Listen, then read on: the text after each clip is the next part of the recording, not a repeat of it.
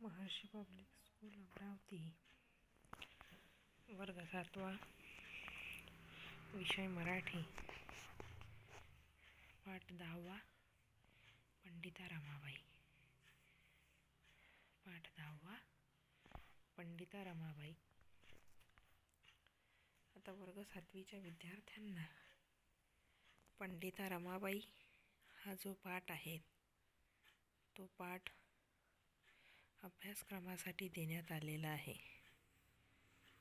की पंडिता रमाबाईंनी काय काय कार्य केले व त्या पंडिता रमाबाईंचा जो आदर्श आहे तो आदर्श प्रत्येक स्त्रीने हा घेतला पाहिजे. नाही मोठे कार्य करू शकत कोणती स्त्री, एवढं मोठं कार्य करू शकत नाही, तर छोट्या मोठ्या सुधारणा ती करू शकते. म्हणून स्त्रियांनी मागे हटता कामा नाही. जे धाडस आहेत, जे धैर्य आहेत ते पंडिता रमाबाई यांनी केलं आणि त्यापासून आपल्याला एक मोलाचा संदेश मिळतो. बरोबर. तर पंडिता रमाबाई यांचाच हा पाठ आपण अभ्यासणार आहोत. आणि पंडिता रमाबाईंनी जी कार्य केलेली आहेत त्या कार्यांचा मोठा आढावा जो आहे तो आढावा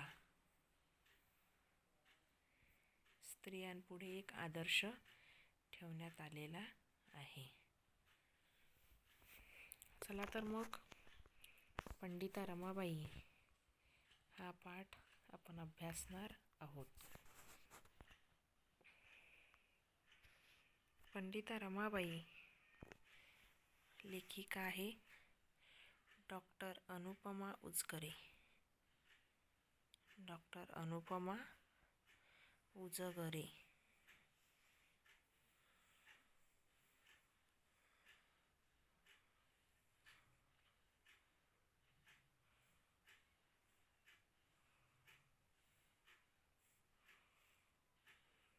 डॉक्टर अनुपमा उजगरे.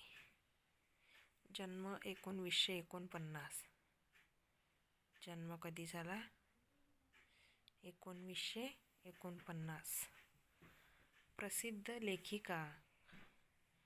सांगी पश्चात हे काव्यसंग्रह. प्रसिद्ध लेखिका. सांगी पश्चात हे काव्यसंग्रह. चांदणचुरा ललितलेख संग्रह. चांदणचुरा हा ललितलेख संग्रह.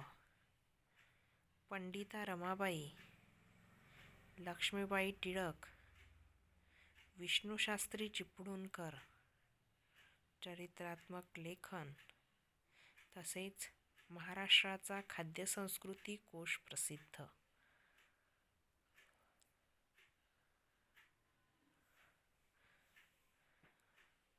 प्रसिद्ध लेखिका. सांगी पश्चात हे काव्यसंग्रह. चांदणचुरा ललितलेख संग्रह. पंडिता रमाबाई, लक्ष्मीबाई टिळक, विष्णुशास्त्री चिपळूणकर चरित्रात्मक लेखन तसेच महाराष्ट्राचा खाद्यसंस्कृती कोश प्रसिद्ध आहेत. आता पंडिता रमाबाईंचा हा जीवन परिचय झाला. आता हा जो पाठ कशावर आधारित आहे ते या ठिकाणी सांगितलेलं आहे की स्वतःचे संघर्षमय आयुष्य जगत असताना इतर स्त्रियांच्या आयुष्यात नंदनवन फुलवणाऱ्या पंडिता रमाबाईंचे प्रेरणादायी वर्णन लेखिकेने प्रस्तुत पाठातून केले आहे की स्वतःचे संघर्षमय आयुष्य जगत असताना म्हणजे पंडिता रमाबाईचं जे आयुष्य आहे ते आयुष्य अतिशय संघर्षात्मक आहे. इतक्या संघर्ष करत करत ते सहन करत करत तरी मात्र इतर ज्या स्त्रिया आहेत त्या स्त्रियांच्या आयुष्याचं काय झालं पाहिजे? नंदनवन झालं पाहिजे. अशा नंदनवन फुलवणाऱ्या पंडिता रमाबाईंचे प्रेरणादायी वर्णन लेखिकेने प्रस्तुत पाठातून केले आहे.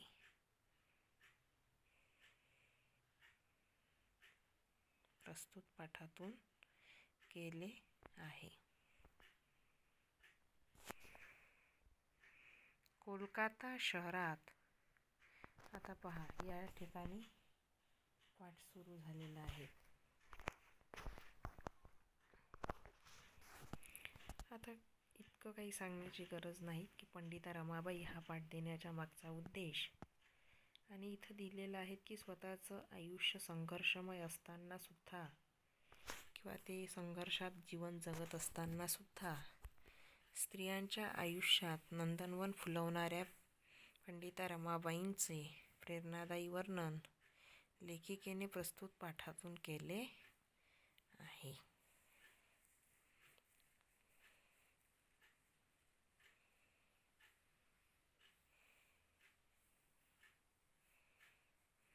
कोलकाता शहरात देशभक्त आनंद मोहन यांनी स्त्रियांसाठी जी खास सभा बोलवली होती ती भारतातील स्त्रियांची पहिली सभा होती.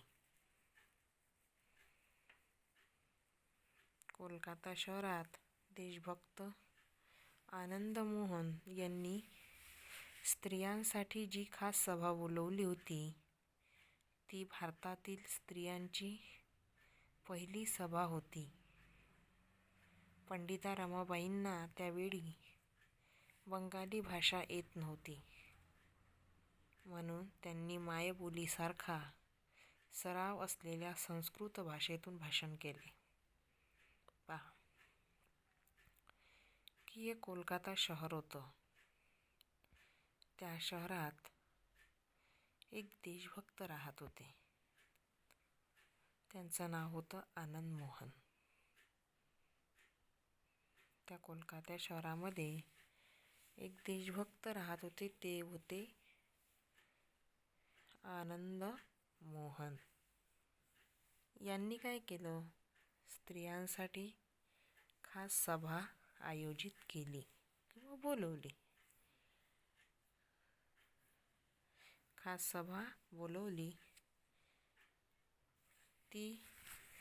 होती. ती भारतातील स्त्रियांची पहिली सभा होती. ते अख्ख्या भारतातून ही स्त्रियांची पहिली काय होती? सभा होती. आणि ते सभा कोणी आयोजित केली होती? कोलकाता शहरातील जे देशभक्त होते आनंद मोहन यांनी ती सभा आयोजित केली होती.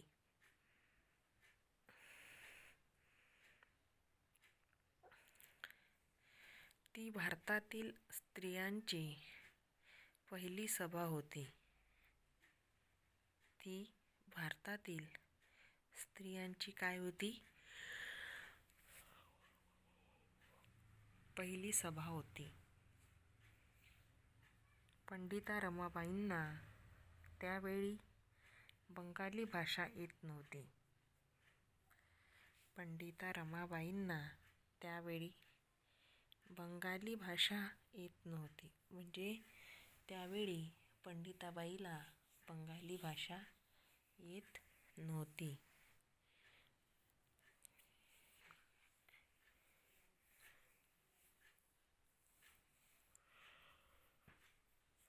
म्हणून त्यांनी मायबोलीसारख्या सराव असलेल्या संस्कृत भाषेतून भाषण केले. त्यांची जी मायबोली होती,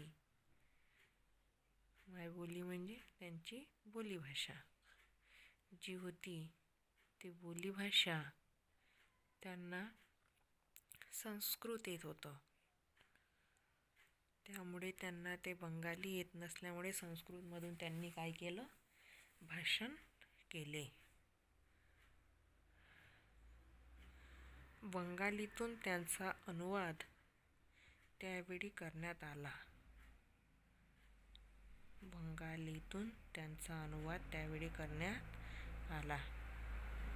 स्त्रियांची पहिली सभा, पहिली स्त्री वक्ता व सादर करण्यात आलेला पहिलाच मौखिक अनुवाद ही त्या सभेची वैशिष्ट्ये ठरली. की स्त्रियांची ही पहिली सभा, पहिली स्त्री वक्ता व सादर करण्यात आलेला पहिलाच मौखिक अनुवाद ही त्या सभेची वैशिष्ट्ये ठरली. वैशिष्ट्य झाली कारण की आतापर्यंत स्त्रियाची सभा कधी घेण्यात आली नव्हती. त्यानंतर आहे की कधी त्यांना बाहेर पडण्याचा मौका आला नाही किंवा ज्या अनेक गोष्टी आहेत स्त्रियांच्या बाबतीत तर त्या त्यांना लाभल्या नाही. म्हणून म्हटलेलं आहे की बंगालीतून त्यांचा अनुवाद त्यावेळी करण्यात आला.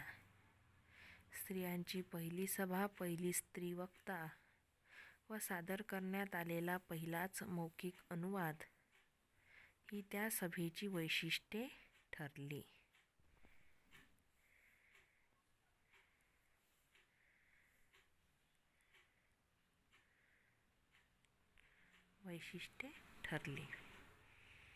तर स्त्रीला शिक्षणापासून वंचित ठेवले जात असताना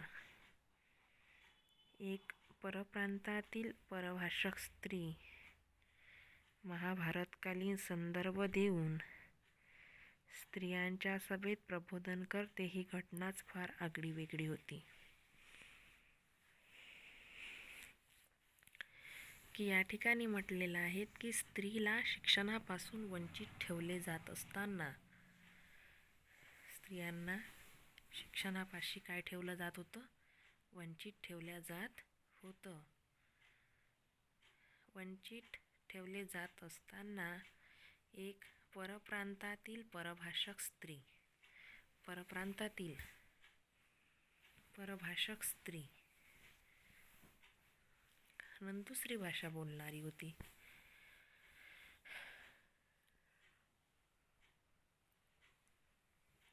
परप्रांतातील परभाषक स्त्री महाभारतकालीन संदर्भ देऊन स्त्रियांच्या सभेत प्रबोधन करते ही घटनाच फार आगळीवेगळी होती. ही घटना कशी होती, आगळीवेगळी होती.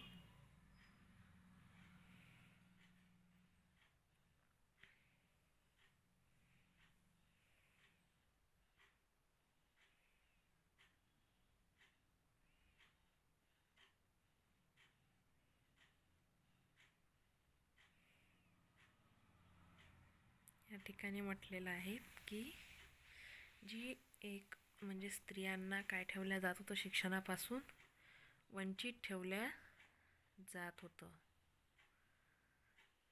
तरी पण एक परप्रांतातील परभाषक स्त्री महाभारतकालीन संदर्भ देऊन स्त्रियांच्या सभेत प्रबोधन करते. स्त्रियांच्या सभेत काय करते, प्रबोधन करते. ही घटनाच फार आगळीवेगळी होती. ही घटना कशी होती, आगळीवेगळी होती. आई, वडील व बंधू त्यांच्या निधनानंतर एकटे जगणे किती कठीण आहे हे अनुभवल्यावर रमाबाईंनी विवाह करण्याचे ठरवले. हे अनुभवल्यावर म्हणजे आई, वडील व भावांचं काय झालं, मृत्यू झाला, निधन झालं. मग त्या कशा होत्या, आता एकट्या राहिलेल्या होत्या. त्यामुळं एकटं जगणं हे किती कठीण असतं. एकटं जगणं हे किती कठीण असतं हे त्यांनी अनुभवलं आणि अनुभवल्यानंतर पंडिता रमाबाईंनी विवाह करण्याचे ठरवले. अतिशय विद्वान वकील म्हणून ख्याती असलेल्या बिपिन बिहारी मेधावी यांच्याशी त्या रीतसर विवाहबद्ध झाल्या. त्यावेळी त्यांचे वय 22 वर्षाचे म्हणजे त्यावेळच्या रूढींच्या दृष्टीने फारच वाढलेले होते. की त्यांच्या आईचं, वडिलांचं, भावाचं काय झालं, मृत्यू झालेला होता. त्यामुळे कुटुंबामध्ये एकही व्यक्ती उरलेलं नव्हतं. असे जगणे किती कठीण असते हे अनुभवल्यावर रमाबाईंनी विवाह करण्याचे ठरवले. अतिशय विद्वान वकील म्हणून ख्याती असलेल्या बिपिन बिहारी मेधावी यांच्याशी त्या रीतसर विवाहबद्ध झाल्या. त्यावेळी त्यांचे वय किती वर्षांचे होते? 22 वर्षाचे होते. म्हणजे त्यावेळचे खूप वय वाढलेले होते. विवाहानंतर 2 वर्षाच्या आतच बिपिन बाबूंचे निधन झाले. किती दुःखाने खचले असेल की लग्नाच्या आधी आई नाही, वडील नाही, भाऊ नाही, इकडून तिकडून जगणं मुश्किल होईल म्हणून त्यांनी लग्न केलं. लग्न झाल्याच्या नंतर 2 वर्षातच कोण वारलं? त्यांचे पती वारले, यांचं निधन झालं. महाराष्ट्रातील सुधारकांच्या विनंतीवरून रमाबाई आपल्या तान्ह्या मुलीला घेऊन पुण्यात आल्या. जे महाराष्ट्रात सुधारक होते त्या सुधारकांच्या विनंतीला मान देऊन किंवा विनंती केली त्यांनी. त्यामुळे काय झालं की त्या पुण्यात आपल्या मुलीला घेऊन आल्या. त्यांचे पहिले व्याख्यान न्यायमूर्ती रानडे यांच्या घरी झाले. काही जे समाजसुधारक होते त्या समाजसुधारकांच्या इच्छेला मान देऊन त्यांनी काय केलं, त्या आपल्या मुलीला घेऊन पुण्यात आल्या आणि त्यांचे पहिले व्याख्यान न्यायमूर्ती रानडे यांच्या घरी झाले. त्यांचं पहिलं व्याख्यान म्हणजे भाषण कोणाच्या घरी झालं? राजकारण. पहिलं व्याख्यान न्यायमूर्ती रानडे.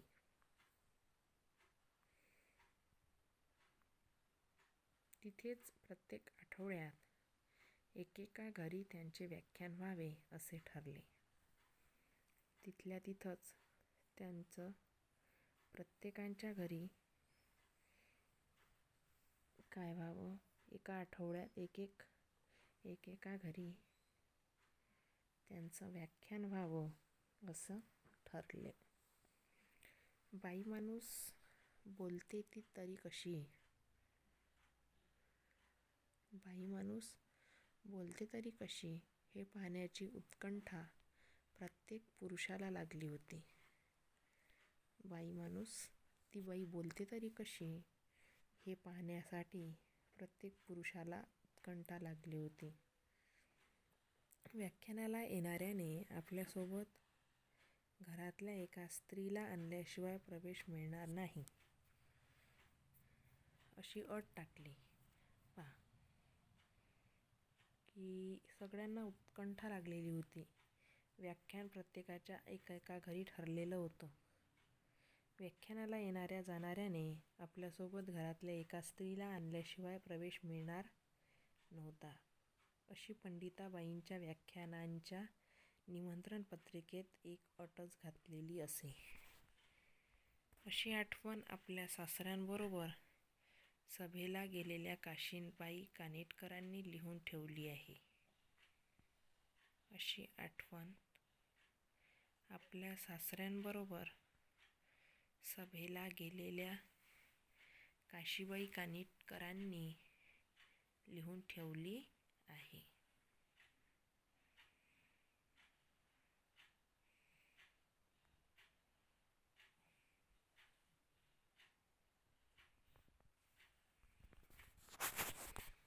एक स्त्री आपल्या सासऱ्यांबरोबर कुठे आली होती?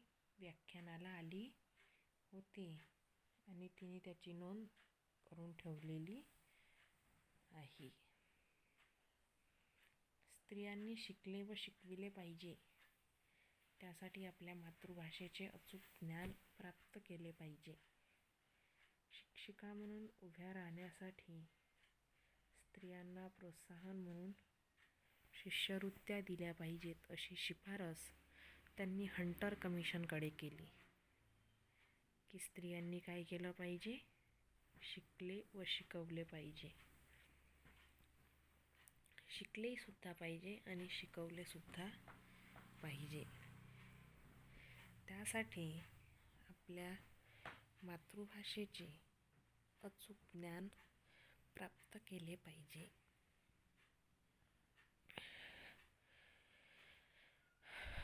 शिक्षिका म्हणून उभ्या राहण्यासाठी स्त्रियांना प्रोत्साहन म्हणून शिष्यवृत्त्या दिल्या पाहिजेत. स्त्रियांना प्रोत्साहन म्हणून काय दिल्या पाहिजे? शिष्यवृत्त्या दिल्या पाहिजेत, अशी शिफारस म्हणजे मागणी, अशी शिफारस हंटर कमिशनकडे केली.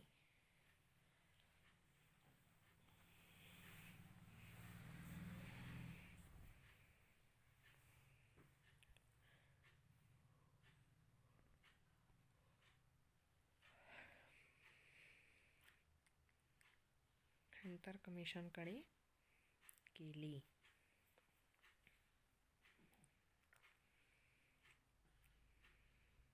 शिष्यवृत्त्या देणे म्हणजे मोबदला, म्हणजे पैशाच्या स्वरूपात मोबदला देणे. त्या शिक्षणासाठी फ्री वगैरे असतात. नाव आहे पंडिता रमाबाई. या पाठाच्या लेखिका आहेत अनुपमा उजगरे.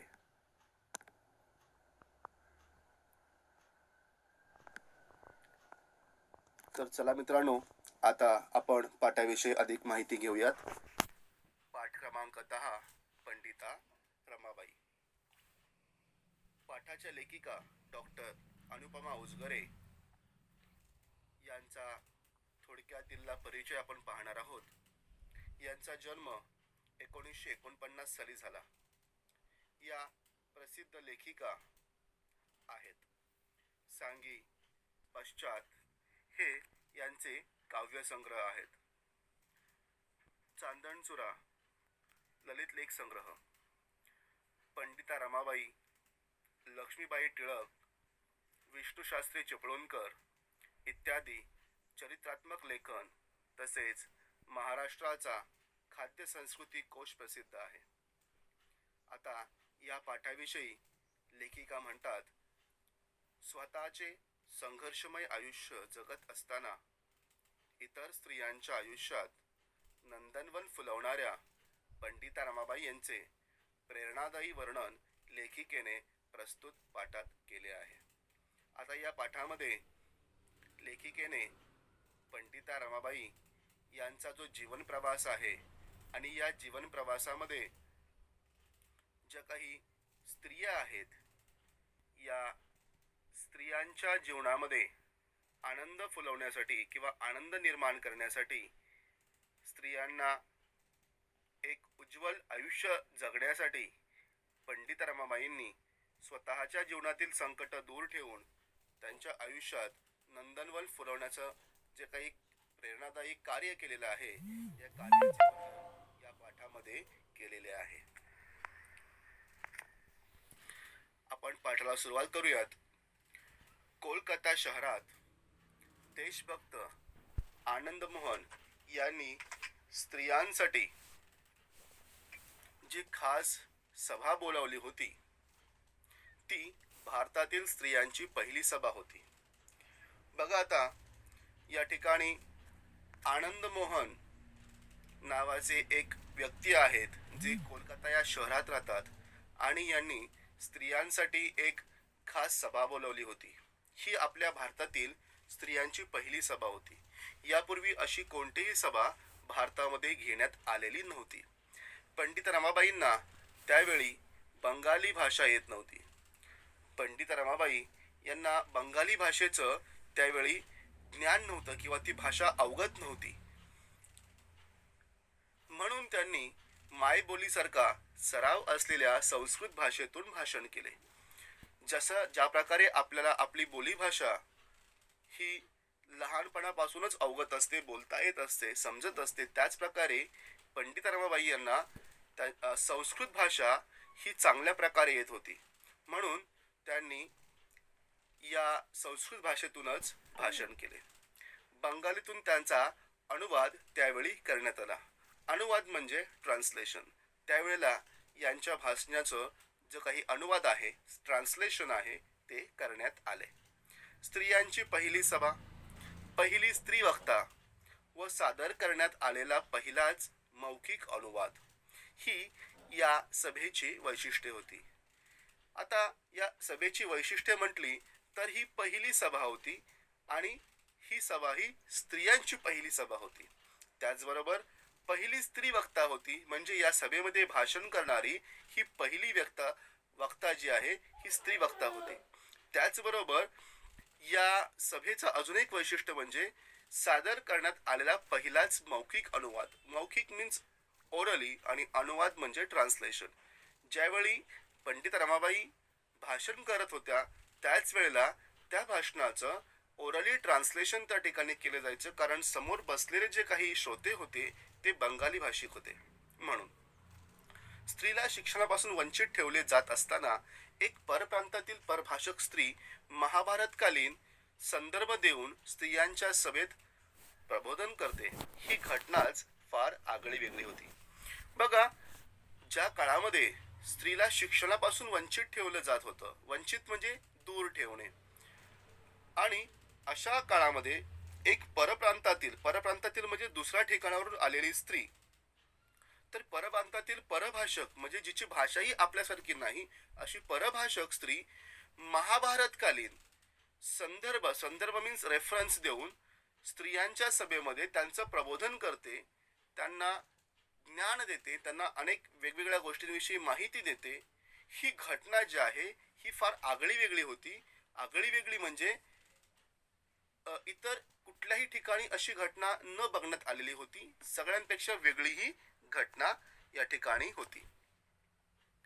आई वडील व बंधू यांच्या निधनानंतर एकटे जगणे किती कठीण आहे हे अनुभवल्यावर रमाबाईंनी विवाह करण्याचे ठरवले. बघा आता, रमाबाईंचे आई वडील आणि बंधू यांचं निधन झालं. निधन मीन्स डेथ.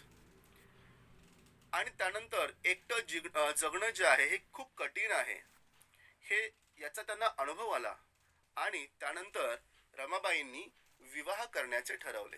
विवाह म्हणजे मॅरिड किंवा मॅरेज. अतिशय विद्वान वकील म्हणून ख्याती असलेल्या बिपिन बिहारी मेधावी यांच्याशी त्या रीतसर विवाहबद्ध झाल्या. अतिशय विद्वान, टॅलेंटेड वकील म्हणजे ॲडव्होकेट किंवा आपण त्याला लॉयल असं म्हणतो. तर अतिशय विद्वान असे ख्याती असलेल्या, ख्याती मीन्स पॉप्युलरिटी, बिपिन बिहारी मेधावी हे जे आहेत यांच्याशी त्यांनी रीतसर विवाहबद्ध झाल्या. त्यावेळी त्यांचे वय 22 वर्षांचे, म्हणजे त्यावेळच्या रूढीच्या दृष्टीने फारच वाढलेले होते. आपण बघतो आहोत तो काळ आहे ब्रिटिश काळ, इंग्रजांचा काळ. त्या काळामध्ये लहान मुलांचं लग्न म्हणजे त्याला आपण बालविवाह असं म्हणतो. त्या काळामध्ये 5 ते 10 वर्षामध्ये बालविवाह व्हायचा. परंतु त्या काळामध्ये पंडित रमाबाईंचं वय 22 वर्ष म्हणजे त्या काळातल्या मानाने ते खूपच जास्त किंवा वाढलेले होते. विवाहानंतर 2 वर्षांच्या आतच बिपिन बाबूंचे निधन झाले. आता विवाह झाला आणि विवाहानंतर 2 वर्षामध्येच पंडिता रमाबाई यांचे पती बिपिन बाबू यांचं निधन झालं. निधन मीन्स ते एक्सपायर्ड झाले, त्यांची डेथ झाली. महाराष्ट्रातील सुधारकांच्या विनंतीवरून रमाबाई आपल्या तान्ह्या मुलीला घेऊन पुण्यात आल्या.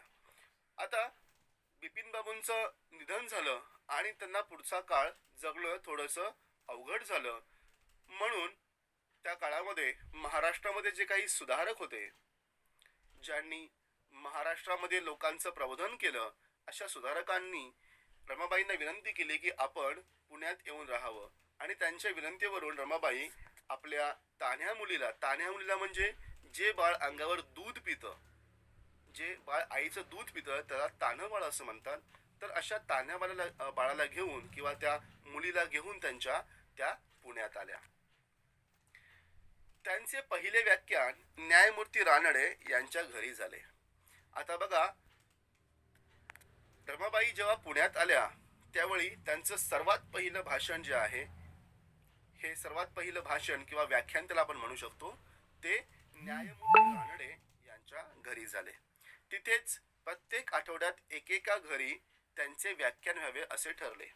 आता पुण्यामध्येच प्रत्येक आठवडा म्हणजे वीकली एक व्याख्यान प्रत्येकाच्या घरी एक व्हावं असं ठरलं. बाई माणूस बोलते तरी कशी हे पाहण्याची उत्कंठा प्रत्येक पुरुषाला लागली होती. आता त्या काळामध्ये स्त्री घराच्या बाहेर पडत नव्हती. चूल आणि मूल एवढंच ह्या स्त्रीचं विश्व असताना एखादी स्त्री कशी बोलते याबाबत सर्वच पुरुषांना उत्कंठा होती. म्हणजे त्यांना पुरुषांना जाणून घ्यायचं होतं की स्त्री कशी बोलते ती. व्याख्यानाला येणाऱ्याने आपल्यासोबत घरातल्या एका स्त्रीला आणल्याशिवाय प्रवेश मिळणार नाही, अशी पंडिताबाईंच्या व्याख्यानाच्या निमंत्रण पत्रिकेत एक अटच घातलेली असे. आता जे काही व्याख्यान असायचं, जे व्याख्यान पंडिता रमाबाई करायच्या, त्यांची एक निमंत्रण पत्रिका मीन्स इन्व्हिटेशन कार्ड असायचं.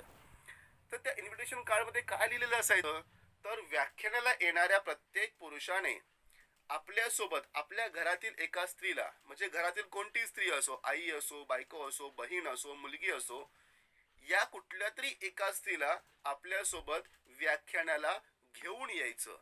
आणि जर आणलं नाही तर व्याख्यानाला किंवा त्या व्याख्यान ऐकायला तुम्हाला प्रवेश म्हणजे एंट्री मिळणार नाही, अशी त्यामध्ये एक अट असायची. अट म्हणजे कंडिशन. अशी आठवण आपल्या सासऱ्यांसोबत सभेला गेलेल्या काशीबाई कानेटकरांनी लिहून ठेवलेली आहे. स्त्रियांनी शिकले व शिकवले पाहिजे. त्यासाठी आपल्या मातृभाषेचे अचूक ज्ञान प्राप्त केले पाहिजे. बघा, पंडित रमाबाईंचं असं मत होतं की स्त्रियांनी शिकले पाहिजे. नुसतेच शिकले नाही पाहिजे, तर शिकवलेही पाहिजे. जे ज्ञान घेतलेलं आहे त्या ज्ञानाचा जो काही प्रसार आहे तो प्रसार इतरांनाही करावा किंवा त्या ज्ञानाचा प्रसार व्हावा, यासाठी स्त्रियांनी शिकवलेही पाहिजे. आणि त्यासाठी शिक्षण देण्यासाठी त्यांना आपल्या मातृभाषेचे म्हणजे आपली जी काही मदर टंग आहे, या मातृभाषेचे अचूक ज्ञान असले पाहिजे, त्याचं नॉलेज असलं पाहिजे आपल्या मदर टंगचं. शिक्षिका म्हणून उभ्या राहण्यासाठी स्त्रियांना प्रोत्साहन म्हणून शिष्यवृत्त्या दिल्या पाहिजेत. म्हणजेच काय, तर स्त्रियांनी एक शिक्षिका म्हणून उभं राहायचं असेल तर त्यासाठी शिष्यवृत्त्या म्हणजे स्कॉलरशिप दिल्या पाहिजेत, अशी शिफारस त्यांनी इंग्रजांच्या काळात असलेल्या हंटर कमिशनकडे केलेली होती. अनाथ, अपंग, विधवा